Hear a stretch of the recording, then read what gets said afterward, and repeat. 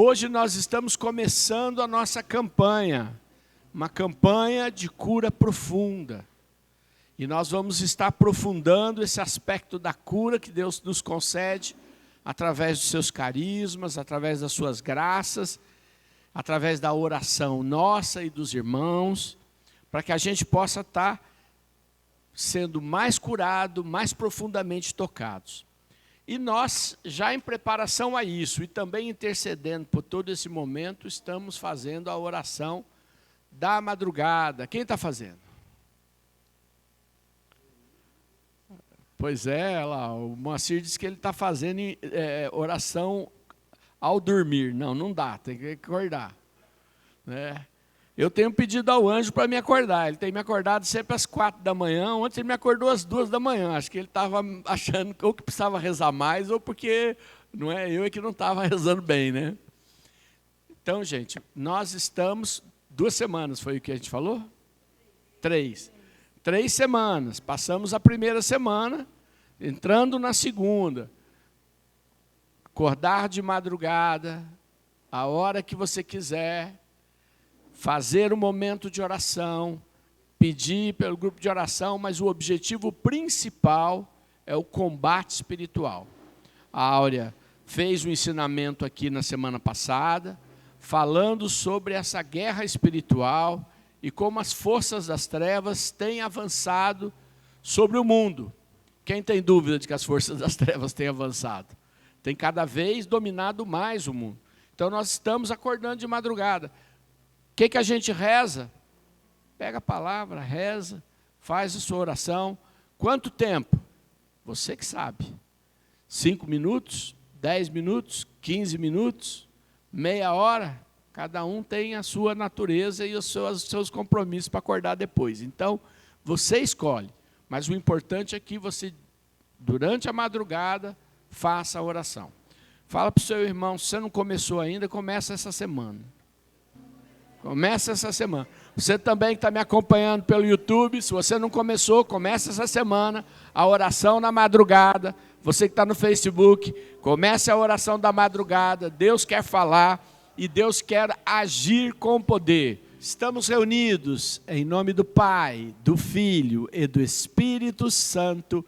Amém. Quero pedir a intercessão especial desse santo milênio, não é? O primeiro santo jovem do século 21.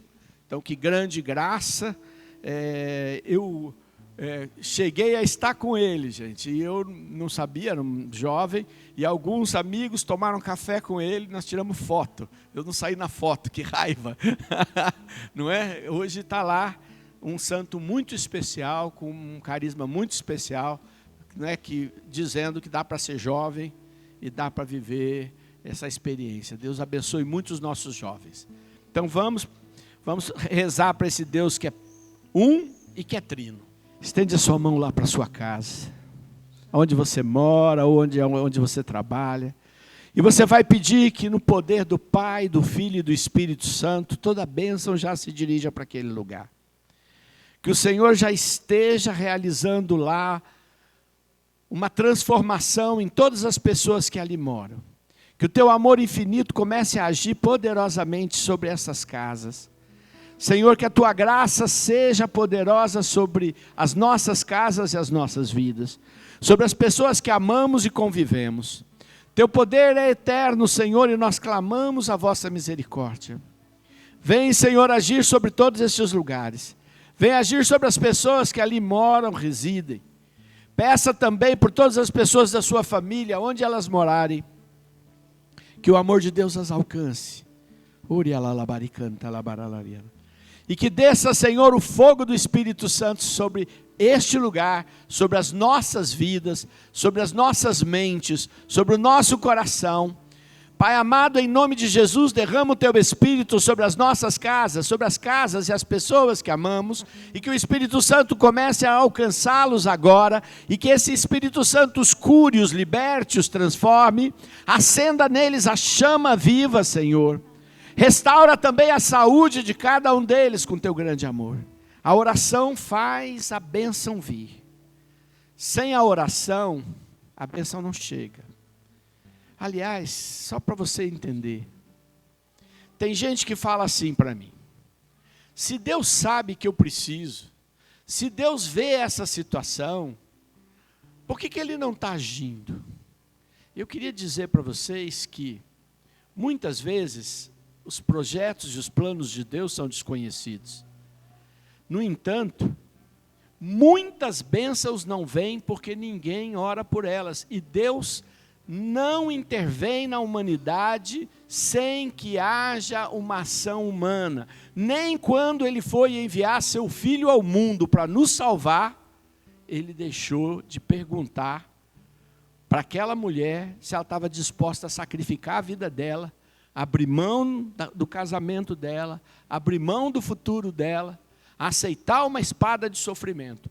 Deus não age sem que nós peçamos. Então, se você precisa de uma graça, peça. Fala para o irmão, se você precisa, peça. Peça. Fale com Deus, peça. Não fica achando, Deus sabe tudo. Claro que Deus sabe tudo. Mas se Deus fosse agir sem que nós fizéssemos esta parte, de ligar as coisas do céu na terra, Ele não teria falado isso para Pedro. Mas mais ainda, Ele não nos teria criado livres. Ele fazia nós tudo certinho, a gente não errava em nada, tudo perfeitinho, ninguém fazia nenhuma burrada. E Deus não faz assim. Pelo contrário, Ele acolhe os nossos erros, as nossas fraquezas, os nossos defeitos, nos lava com seu sangue, nos manda o seu Espírito para nos transformar, porque Ele nos ama assim como somos. Eu quero começar hoje de uma maneira diferente, depois nós vamos orar mais, mas eu queria começar, porque hoje é o primeiro dia da campanha, e eu queria que a gente pudesse abrir a nossa mente para entender o que é que nesta campanha nós estaremos juntos orando, nós estaremos juntos batendo na porta do Senhor, insistindo para que Ele nos abençoe. Se você puder pegar a carta de São Paulo aos Romanos, no capítulo 12. Carta de São Paulo aos Romanos, capítulo 12.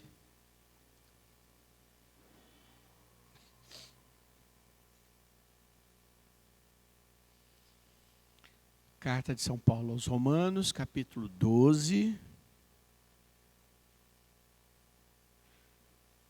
Pegaram? Amém? Amém? Primeiro, exorto-vos, portanto, irmãos, pela misericórdia de Deus, a que ofereçais vossos corpos como sacrifício vivo, santo e agradável a Deus. É este o vosso culto espiritual. E não vos conformeis com este mundo, mas transformai-vos, renovando a vossa mente, a fim de poderdes discernir qual é a vontade de Deus, o que é bom, agradável e perfeito. Palavra do Senhor. Esse texto de Romanos, belíssimo texto de Romanos, que fala do culto espiritual, ele fala, transformai-vos, transformar a vossa mente. Aqui ele fala, renovando a vossa mente. Eu prefiro mais a tradução da Bíblia Ave Maria mesmo. Essa aqui é a Bíblia de Jerusalém. De qualquer maneira, a nossa campanha quer pedir a Deus a graça de nós podermos chegar nas profundezas do nosso ser e nos trazer uma profunda cura. Eu sou engenheiro, então me perdoem aqui os que estudam e sabem mais do que eu das áreas humanas, porque não é meu caminho de formação, mas durante muito tempo da minha vida eu participei do Ministério Especial de Cura Interior, preguei dezenas de retiros de cura interior pelo Brasil, e eu sempre gostava de fazer algumas explicações, e aí vocês me perdoem as bobagens que eu posso estar falando, olhem para elas pelo lado espiritual. A consciência é aquilo que você pensa e está na tua frente, é o que você tem. A gente costuma falar do subconsciente, que é um termo que não é psicanalítico. O termo psicanalítico é pré-consciente, quer dizer, o segundo nível, onde estão tuas memórias, as lembranças, e você acessa ele. Você traz memórias antigas, você lembra de alguma coisa que feriu e consegue trabalhar. E lá nas profundezas, como um iceberg, sabe o que é um iceberg? Iceberg é aquele gelão que derrubou, afundou o Titanic, né? O cara vê só um pedacinho em cima, que é o consciente, depois tem ali o subconsciente, o pré-consciente, segundo Freud é pré-consciente, segundo outros especialistas, e o inconsciente é o que está lá embaixo. Para o pessoal que seguiu o primeiro estudioso, que era Freud, dizia que você não tinha como ter acesso ao inconsciente, que o consciente não acessa o inconsciente, mas o inconsciente faz você agir e reagir. Ele até fala que nos sonhos o inconsciente fala muitas vezes e etc. Mas o que é importante para nós existe uma grande camada, igual o iceberg, onde a maior parte está lá embaixo, que intervém na sua vida, que faz você reagir, agir e sentir de forma descontrolada. Você não tem controle, porque está lá. Aliás, você nem sabe direito por que aquilo veio, porque muitas coisas foram ficando para fora e acabam levando cada um de nós a fazermos as coisas que não deveríamos ou não quereríamos fazer. Como é que a gente acessa isso? Claro, você pode fazer aí dezenas de anos de psicanálise, pegar um bom terapeuta, se você não cair na mão de alguém que vai confundir mais, certamente vai te fazer um grande bem. Mas Jesus tem poder para chegar lá. E o que é que tem lá? Lá tem nossas feridas, aquelas situações que a gente rejeitou. Eu converso com pessoas que falam assim, você sabe que de tal idade a tal idade eu não lembro absolutamente nada? Falo, é como se tivesse zerado minha cabeça. É que certamente algo passou, algo experimentou, às vezes não é algo externo, é algo interno, e que acabou ficando naquelas profundezas. E eu digo mais, lá naquelas profundezas, está também aquilo que você herdou. Herdou, você herdou sentimentos, você herdou uma série de coisas que você vê. Não é que você fala, esse jeito de agir é igual do meu avô, da minha avó, ou é igual do meu pai, ou da minha mãe, e você consegue reconhecer, mas tem coisas que você não reconhece, que são as feridas hereditárias, que também estão lá. Tem gente que fala, Sidney, mas a hereditariedade não. Quando você foi batizado, o pecado original desapareceu e acabou tudo. Eu falo, gostaria muito de que eu pudesse enxergar isso nas pessoas. O que eu encontro é que aquilo que a gente herda é duro da gente se libertar, viu? Aquelas coisas que a gente traz aí na nossa história não são poucas, não. Histórias que eu não passei, mas que os meus antepassados passaram. Além daquelas que eu também passei, quando criança. Não é aquelas situações que cada um de nós tem, de um pai alcoólatra, um abandono, uma situação que desapareceu e que você não consegue lembrar porque não foi um trauma que ficou lá no pré-consciente.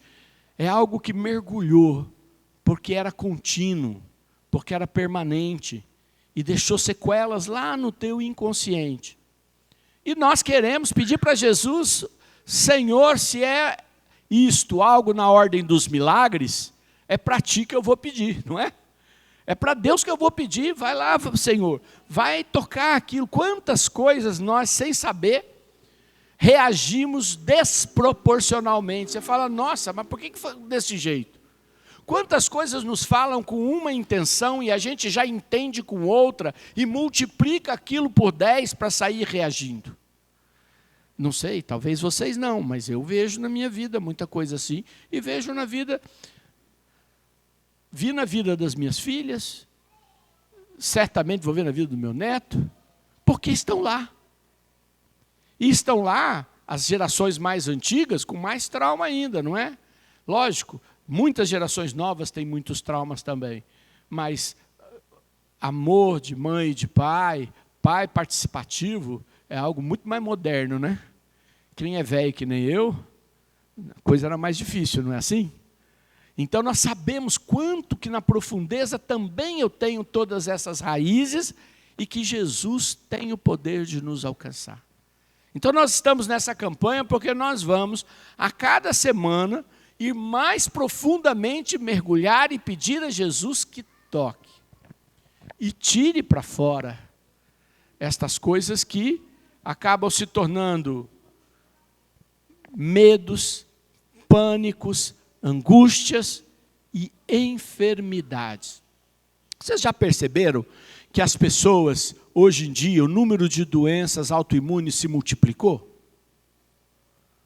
É difícil encontrar alguém que não tem alguma.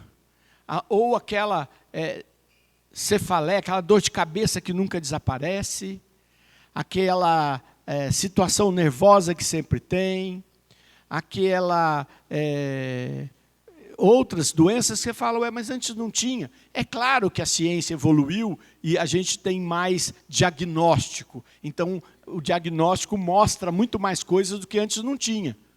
Mas você vai perceber que a gente vive com muito mais doenças. E vivemos mais também, não é verdade? E ao viver mais, sobra mais tempo para se manifestarem todas estas características que estavam lá no nosso DNA e que foram agindo e fazendo. Hoje você pega um DNA, você sabe lá, faz com quem tem um dinheiro, sabe até da onde você veio, quais são as raízes hereditárias que você tem. Pois bem, mas ninguém fala daquelas coisas que são muito mais poderosas para o mal e que estão em nós. Eu me lembro uma vez, faz tempo, fazem anos, não é coisa nova não, que aquela famosa artista Juliana Jolie, não sei o nome dela lá, Angelina Jolie, tinha tirado o seio, porque fez um exame de DNA, na família todo mundo tinha câncer de seio, ela não tinha nenhum tumor, não tinha nenhuma célula, e eu vi lá pela televisão, falei, que coisa maluca que essa mulher fez, pensei comigo, não é? Os médicos falaram, olha, a probabilidade de você ter não sei quantos % muito alta, aí ela resolveu, não, eu vou tomar providência já, né? E fez essa ação. E eu fiquei pensando naquilo, falei, aonde nós estamos chegando no nível de diagnóstico, não é? Não estou fazendo uma avaliação, eu não vi os exames dela, não estou criticando ela não, e nem elogiando. Eu só estou dizendo que é ignorância não achar que estas coisas estão em nós e agem nas nossas vidas e mobilizam o nosso ser, mobilizam o nosso organismo. Essa semana eu estava... Uma pessoa me pediu oração porque tinha um colesterol muito elevado. E eu falei, vou rezar. Mas eu olhei para a pessoa, muito magrinha. Aí eu falei, nossa, mas você é magrinha e você come muito gordura? Ela falou, não, como nada, nunca comi nada disso. Mas toda a minha família tem esse problema. Já desde jovem... os exames já dão alterado, eu tenho que viver controlando isso, tenho perigo de ter um problema cardíaco sem não comer nada errado. Ainda fiquei com dó, né? Pelo menos a gente que come tudo errado, né? Gordura e tal, pelo menos, para reclamar, o outro não faz nada e ainda fica assim. Falei, de onde vem isso tudo? Né? Quais são essas raízes que surgem? E é claro, Deus pode agir em nós, naquilo que nós enxergamos, mas Ele pode agir para bloquear e agir naquilo que nós nem sequer acessamos. Eu quero ser profundamente curado, cada vez mais. E farei quantas vezes for preciso pedir ao Senhor, que Ele possa atingir lá as raízes, porque eu quero ser uma pessoa melhor, uma pessoa que lida melhor com os outros, que perde menos a paciência, que me sinto menos julgado, que me sinto... não me sinto inferiorizado. Ou você gosta dessas coisas? Né? Quando a pessoa tem que se impor, ou quando a pessoa precisa cuidar tanto do seu corpo porque vive com medo, não é? Porque há uma raiz lá que te conflita, que faz você se sentir mal, que faz você não se sentir tão bonita, bonito.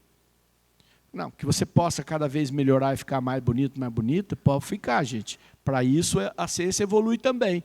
Mas que não seja porque tem uma raiz que te invade, algo que sai lá do teu inconsciente ou então das profundezas disso, que a gente nem sabe de onde é, para mobilizar a sua vida, para impedir a sua vida de progredir, da sua dificuldade de, por exemplo, lidar com o comércio, ou então para viver não caindo em golpe, né? Cair em golpe com a maioria de nós cai, né? Mas há uma predisposição, muitas vezes genética mesmo, que a gente é bom de coração, a gente fala, né? A pessoa é tão boa de coração, só que será que isso é bondade?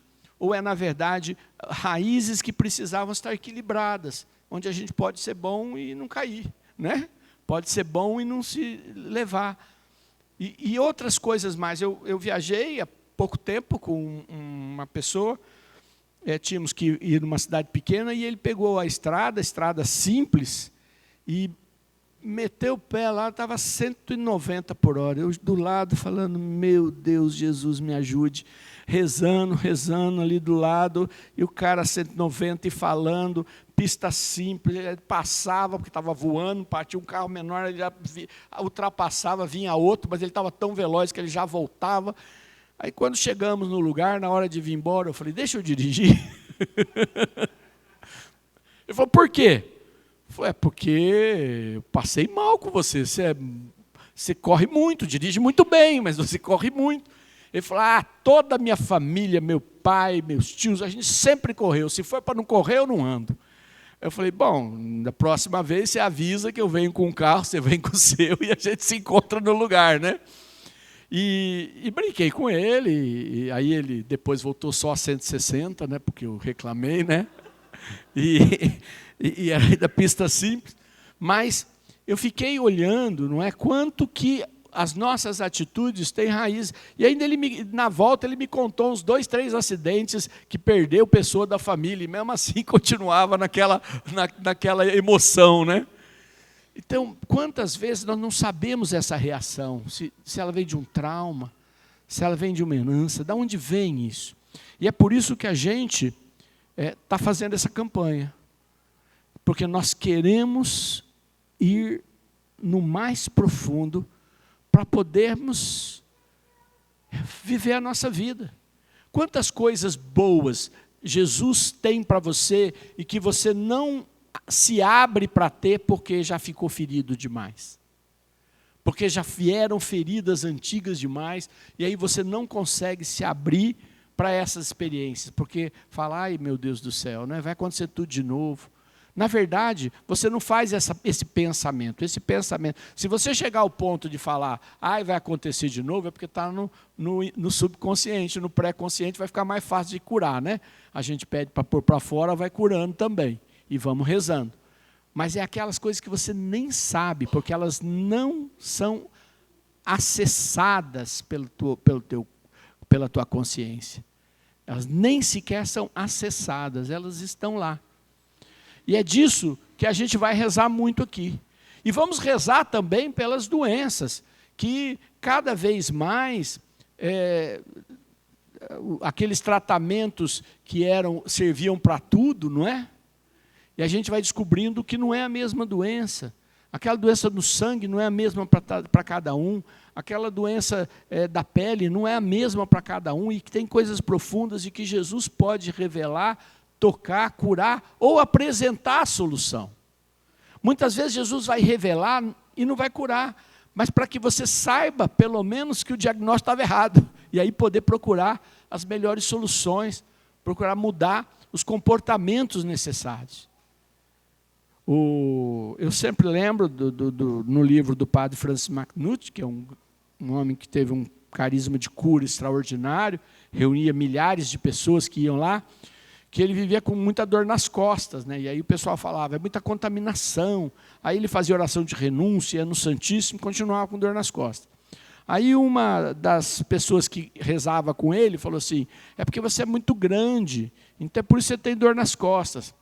Aí ele foi chateado, foi para a casa dele orando. Falou, Senhor, tem lógica. Primeiro, estou rezando para o teu povo libertar, faço oração de renúncia para não ficar contaminado, peço para a minha equipe rezar por mim, continuo com essa dor nas costas. O outro disse que é porque eu sou alto. Eu achei que isso era uma virtude. E aí, Jesus ouviu na oração dele. No outro dia ele acordou e Jesus disse para ele, olha no espelho e vê como é que você anda torto. Se você andasse reto, não tinha essa dor nas costas. Aí ele foi, é mesmo. Aí ele rezou por todo mundo, conversou com o médico amigo dele, fez uma reorganização, sei lá como é que chama esse treco, né? E aí sarou da dor nas costas. Não foi nem com a oração, não é? A oração lhe deixou compreender qual era e o que era preciso fazer. Então a gente também só quer que Deus faça assim. Né? Ouro e prata eu não tenho, mas o que eu tenho eu te dou. Em nome de Jesus Cristo, levanta-te e anda. O que Pedro disse para aquele paralítico na porta Formosa, e o paralítico levantou, saltando, pulando e louvando a Deus. A gente só quer assim. Não é? Às vezes a gente não quer como aquele doente da piscina, que ficou lá quantos anos na piscina esperando para ser colocado, até que Jesus disse para ele, não é? O que você quer? Ele falou, não tem quem me leve para a piscina. Nem fé ele tinha em Jesus. E Jesus o curou e ele carregou a sua cama.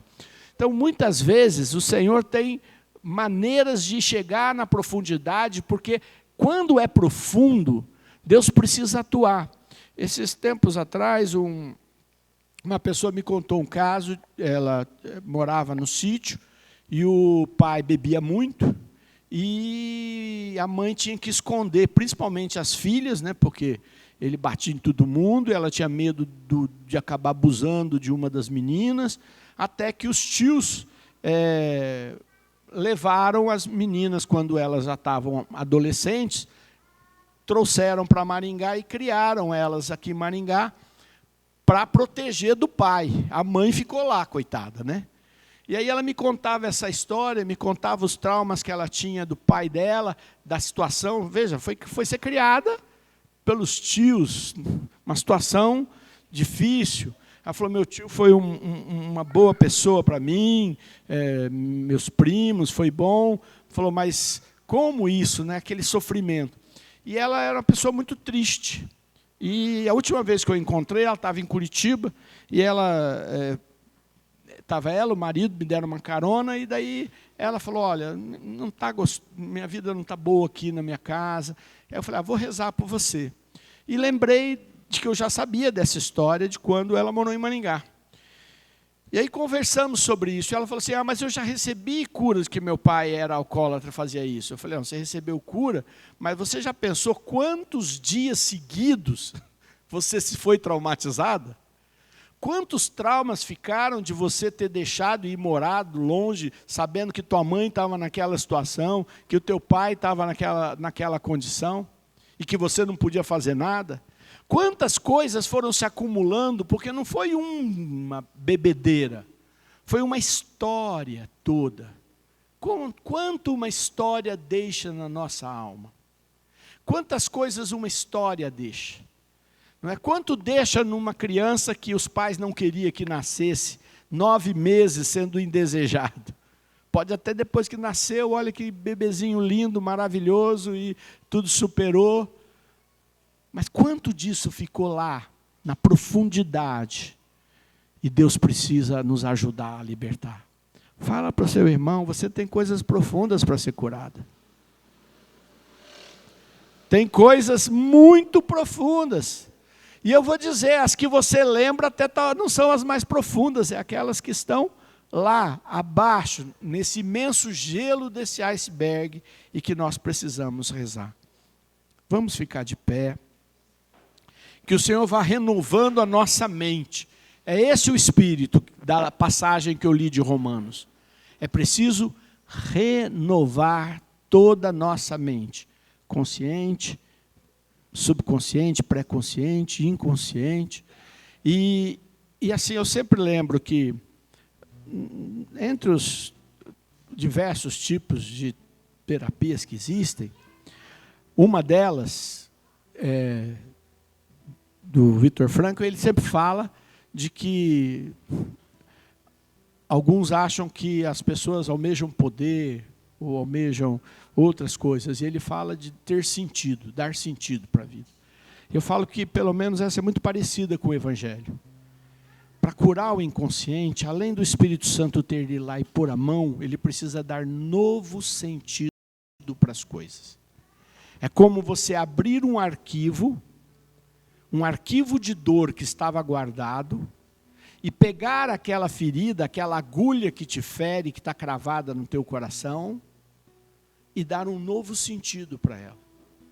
E se isso não acontecer, se o Espírito Santo não te der um novo sentido, ela continua fincada no coração, ferindo. Estão conseguindo entender o que eu estou dizendo?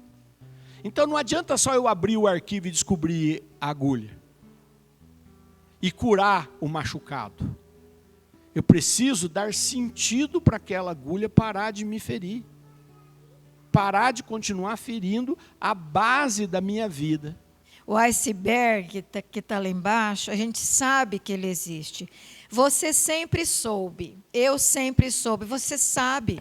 Você sabe que tem uma coisa profunda que te atrapalha, que te joga para um lugar que você não quer ir, que te deixa triste, que te deixa com raiva, que te oprime. Você sabe disso. Todo mundo sabe. Quem fala que não sabe é porque não quer ver, mas sabe que a sua vida tem um bloco enorme lá por baixo. Então a gente compreende isso. Eu sei que você compreende, eu compreendo. Agora, como é que eu vou desfazer isso? Essa é a pergunta que a gente tem que fazer para Deus. Espírito Santo, que é só Ele que vai poder ajudar, como é que eu vou desfazer isto na minha vida? Até porque, se tirar essa base, será que você vai sobreviver? Será que eu vou sobreviver? Porque eu não vou ter mais aonde pôr o pé. Eu não tenho mais estrutura de sustentação, percebe? Então, ao mesmo tempo que a gente quer, a gente tem consciência lá dentro. Isso nós temos consciência, não está no inconsciente, não. Você sabe, eu sei. E tenho medo, e tenho insegurança para tirar isso da minha vida. Porque pode ser que eu não tenha força. Porque pode ser que eu não tenha estrutura para aguentar. Então, nesse momento, antes da gente começar nessa campanha de cura profunda, eu preciso que o Espírito Santo me dê uma força nova. Amém. Porque senão você vai fazer essa campanha, eu vou fazer essa campanha, nós vamos até ver uma coisa ou outra, mas vai ficar do mesmo jeito. E aí termina e você fala assim, puxa, mas o efeito foi pequeno. Porque você não conseguiu mudar a estrutura. Se não mudar essa estrutura do iceberg, vai continuar tudo igual. Então, nesse momento, nós vamos orar, nesse primeiro dia, nós vamos orar e pedir ao Espírito Santo que nos capacite a enfrentarmos isso. Espírito Santo de Deus, nós não temos força, eu não tenho força em mim, porque é muito difícil mudar a estrutura, é muito difícil enxergar as coisas que eu agora já nem quero mais saber, porque eu falo assim, é dos meus pais, é dos meus avós, eu não quero saber. E aí, eu não quero enfrentar, eu não quero acessar isso, eu tenho muita dificuldade. Vamos reconhecer que nós temos dificuldade e pedir, Espírito Santo de Deus, começa com uma força nova, com uma obra nova nessa estrutura, com uma transformação nova. Age na minha vida como o Senhor precisa agir, Espírito Santo, eu quero. Porque eu também sei que vale a pena mudar, que vale a pena mudar essa história, que vale a pena mudar a minha história e a história dos meus filhos, dos meus netos. É preciso mudar, então eu preciso ter coragem. Ergue a sua mão para o céu e pede ao Espírito Santo que te dê coragem de enfrentar. Espírito Santo, eu peço coragem de enfrentar as coisas que eu não quero ver, as coisas que eu não desejo saber, as coisas que eu quero esquecer. Dá-me, Espírito Santo, a coragem, coragem tua, Espírito Santo, não é minha, é do teu Espírito Santo. Senhor. Que vão atuando na minha natureza, Senhor, precisa me libertar. Especial. Vem com o teu poder, Senhor. Age agora com a tua misericórdia, Senhor. Senhor, dá-nos, Senhor, a ousadia, Senhor. A ousadia de tocar estas bases e deixar você transformá-las e curá-las, Senhor. Dá-me a ousadia de entrar profundamente dentro de mim mesmo, Senhor. Dá-me, Senhor, essa libertação que transcenda de mim para todos aqueles que estão ao meu redor e que estão, Senhor, adiante de mim. Agora coloca a mão nos teus olhos. Tem uma coisa que sempre... nós estamos nesse caminho faz muitos anos, mais de 30 anos, né? E que sempre me fez pensar puxa vida, você participa de uma oração de cura, e você vê algumas coisas, mas aí você volta para o mesmo lugar, né? Parece que fica rodando e volta para o mesmo estágio. E eu vejo isso acontecer, eu vejo, não é uma coisa que eu acho, eu vejo, e volta no mesmo lugar. E antigamente, hoje eu não acho que fazem mais isso, se falava assim, você pode até dorme aí, que o Espírito Santo vai te curar. E eu fui aprendendo, não, você tem que ver. Por isso você tem que pôr a mão nos teus olhos e falar, Senhor, dá-me ver. Dá-me, Senhor, ver a minha verdadeira história, Senhor. Você mesmo do jeito que ela é, Senhor. Com toda a verdade, Senhor. Que eu veja os meus pais, os meus avós, os meus bisavós, essa história, com o teu olhar, Senhor, que é o olhar da verdade. É o olhar que sonda profundamente os corações. É o olhar que conhece todas as coisas ocultas, que conhece a verdade dos sentimentos, que conhece a verdade dos fatos. Eu preciso enxergar a verdade, Senhor. Dá-nos uma clareza da verdade da nossa vida, Senhor. Porque quando eu enxergar a verdade, eu serei curada e eu serei liberta. Amém. Por isso, Senhor, a primeira coisa que nós pedimos nesta noite, tira a cegueira dos nossos olhos, Senhor. Tira a venda dos nossos olhos, Senhor.